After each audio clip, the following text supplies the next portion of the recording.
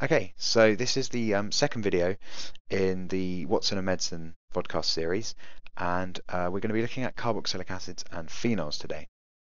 Now, the next two lessons in class, you're going to be doing some practical activities involving both carboxylic acids, phenols, and some other substances as well. And you're going to be sort of testing and comparing between them. So the idea really here is for us to look at the chemistry of these two things, look at the theory of the chemistry, so that once you go to class and do some of the practical stuff, you know why you're doing each test, and you understand what each test is sort of proving about the structure or chemistry of the different substances.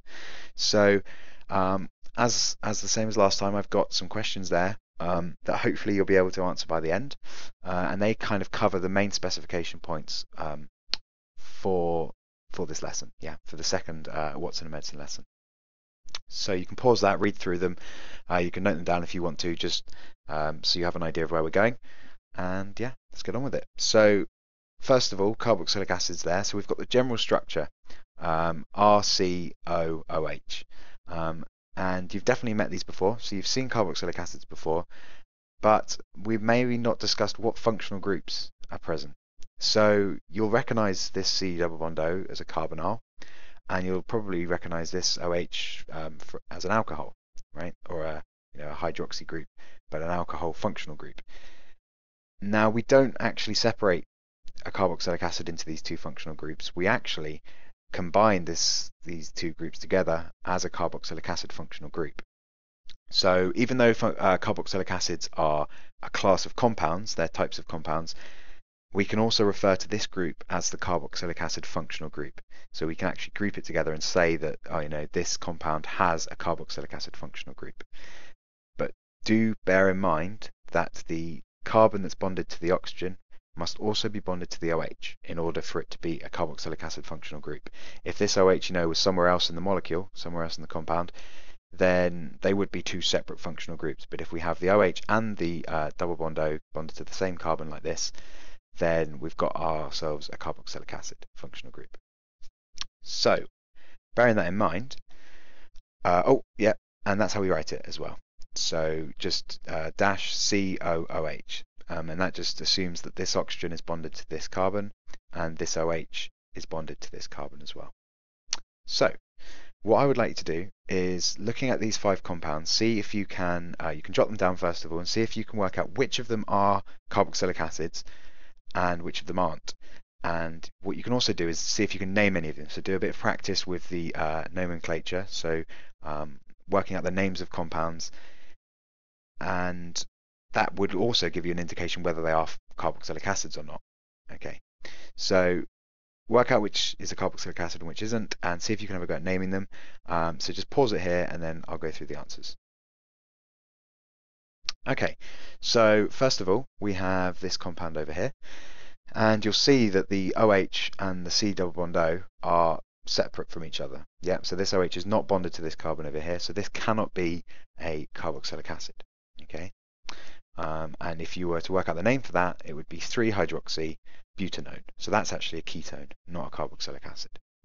Next one, we have this compound here, and it is a carboxylic acid. We have the OH and the double bond O on the same carbon here. Okay, so that is propanoic acid. Okay, 1, 2, 3, 3 carbons long, so propanoic acid. Then we come onto this long chain here. So if you were to draw that out, you would have realized that we may not needed to draw it out, but you'll realize because of this COOH actually here that we looked at before on the other slide, it is a carboxylic acid, and that is pentanoic acid. Pent because obviously we have a 5 carbon chain. We then come to this one over here. Now you'll notice that this looks a little bit stranger than the others. It's got a benzene ring, but it's actually got 2 carboxylic acid groups. So yes, it is a carboxylic acid, but it's a dicarboxylic acid, and in this case it's benzene 1,4-dicarboxylic acid.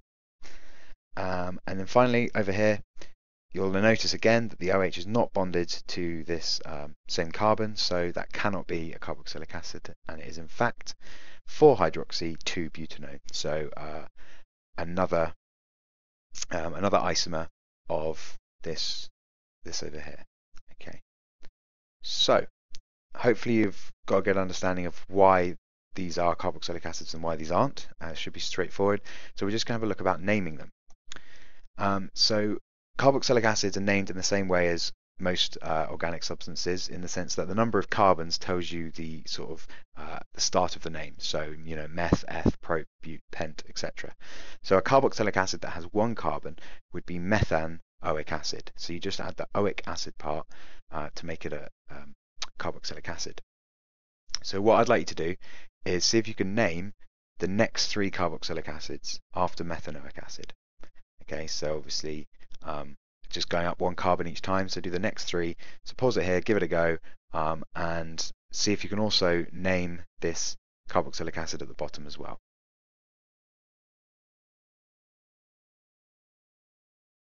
Okay, hopefully you've managed to do that. So we've got these three are the next carboxylic acids. So we have ethanoic acid, propanoic acid, and butanoic acid. Quite straightforward. Just adding one carbon each time, obviously one carbon and its hydrogens, but the chain is just getting longer by one carbon each time, and we just add the oic acid part on the end there. How would you name this? Well, we just need to look at how many carbons it is. So it's 1, 2, 3. Okay, so it must be prop. Okay, but it's a dicarboxylic acid, so we actually call it propane dioic acid. And what you'll notice here is that we've left the E.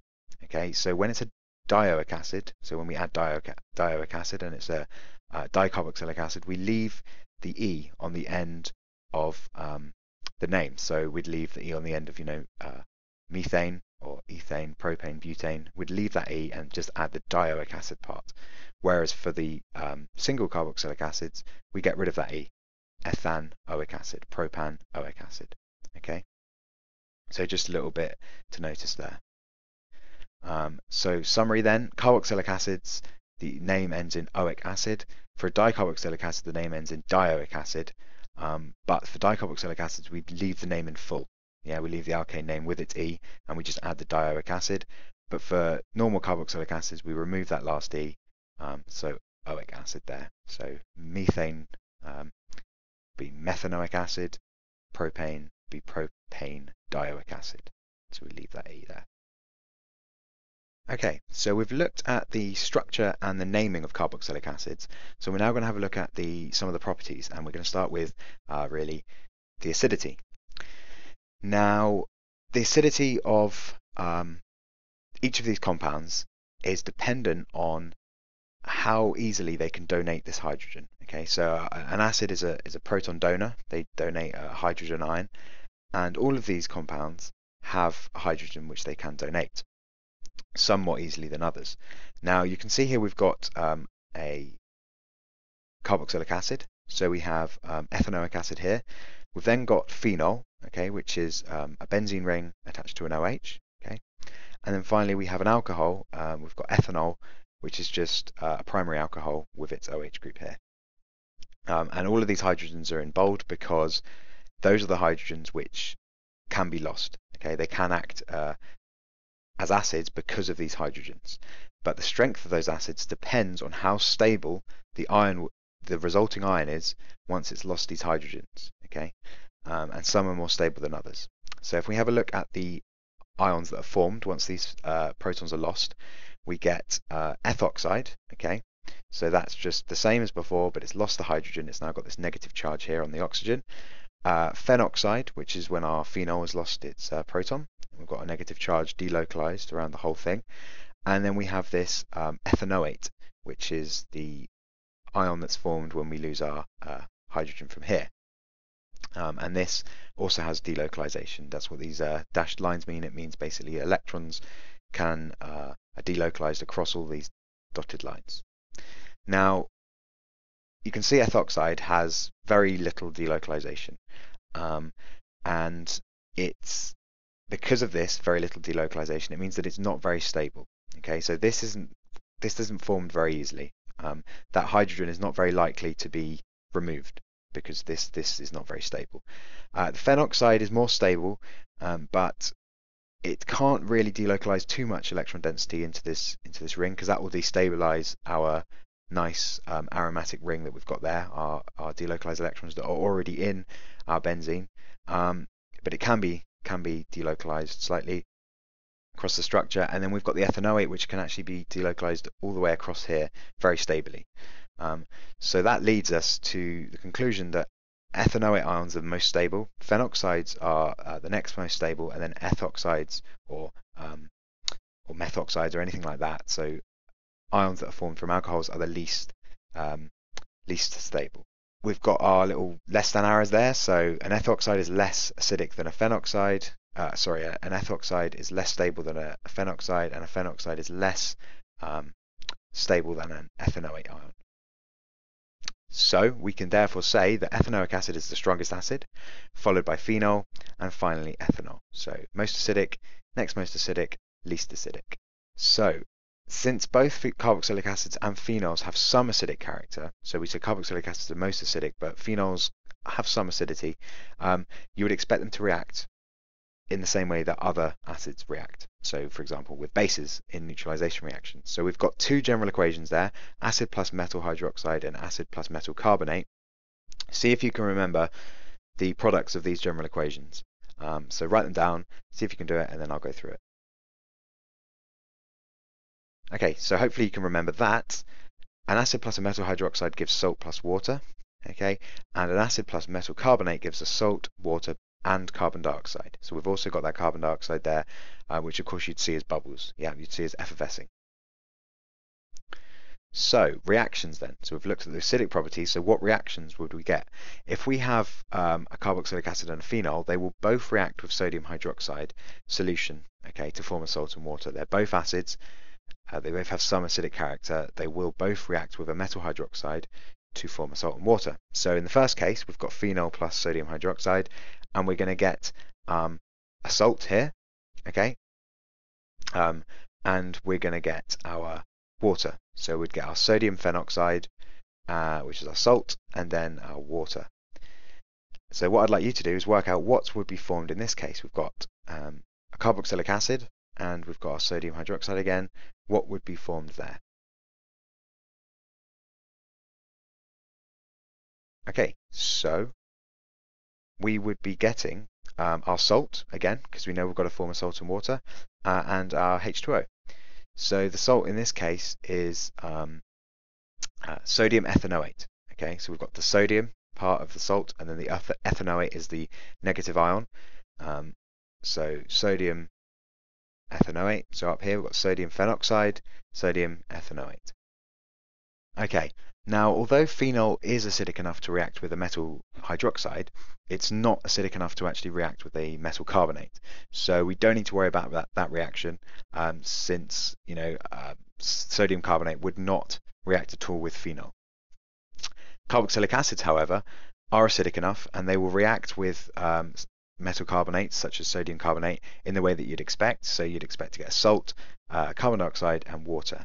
So we can see here just the general equation, general ionic equation here. We've got the carbonate ion supplied by our metal carbonate, the hydrogen ions, which are supplied by our carboxylic acid, reacting together to form carbon dioxide and water. Obviously we get a salt as well, but that would depend on which carboxylic acid and which metal carbonate we used. So obviously if we used sodium carbonate and ethanoic acid, we'd get our sodium ethanoate ion again, along with these two products.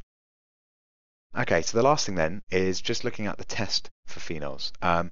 Now, we could of course react it with a metal hydroxide, but that doesn't necessarily mean that it's a phenol, because it could be a carboxylic acid, as they also react, or any other acid really. So what we do is we react phenol with some iron 3 chloride, and that actually produces a very intensely coloured precipitate. It's quite characteristic, it's quite easy to see, and that's a good indication of the phenol being present. The other compounds will not react in the same way. So I'm not going to go into what that test actually gives you, what colour, what the precipitate looks like, because you're going to be doing it in the lesson, and I don't want to, get you to predict that what it's going to look like before you even got it. So you'll remember it more if you actually, get the colour and identify it yourself. So you will be testing that along with some other practical activities to test some of these things that we've been talking about. So the acidity and things like that, and the reactivity. So hopefully you will be able to answer these questions now. I'll give you a second just to read through those again and see if you can jot down any of the answers or any ideas that you have about each of those. Of course, the same with the other one. If you have any questions about anything that I've gone through, you don't understand something, or some of these questions don't seem to make sense, then just by all means either Moodle me or just bring some notes to your lesson to ask your teacher. Okay, so I'll let you read through these, see if you can answer them, and then we'll see how we got on. Okay, so hopefully you would have realized that the general structure would be dash COOH, okay, for a carboxylic acid. A phenol, you could draw out the whole structure, you know, a benzene ring with an OH, but you can actually abbreviate the benzene ring to P, capital PH dash OH, that's a phenol there. And what properties do they have? Well, they have acidic properties. We said that the hydrogen ion can be lost from these two quite easily, and they will actually react as acids, where the phenol is slightly less acidic than the carboxylic acid.